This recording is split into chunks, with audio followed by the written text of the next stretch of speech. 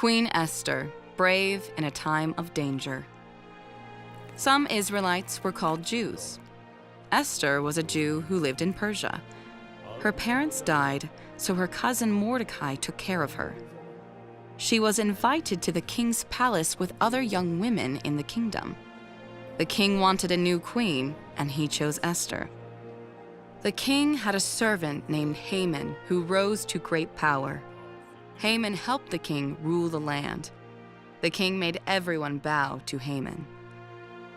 But Mordecai would not bow to Haman. Mordecai would bow only to the Lord. This made Haman angry. He wanted to punish Mordecai and all of the Jews. Haman told the king that the Jews did not follow the king's laws. So the king let Haman make a new law.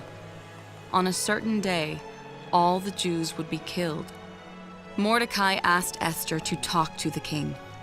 The king could change Haman's law and save the Jews. But Ester was afraid. Sometimes, the king killed people who came to talk to him without an invitation. Mordecai asked Ester to think about the Jews who would be killed. Mordecai said the Lord may even have placed Ester in the king's palace to save the Jews.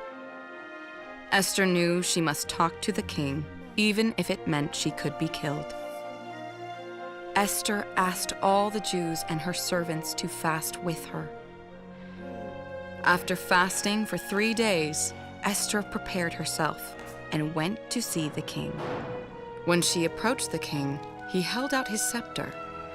This meant the king was happy to see her and would not put her to death.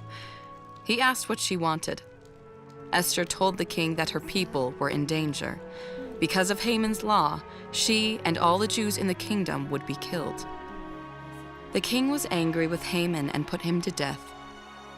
The king made a new law that protected the Jews.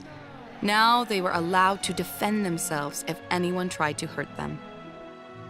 Esther's faith in the Lord and her courage to talk to the king saved her people. Instead of death and sorrow, there was a feast. The Jews celebrated.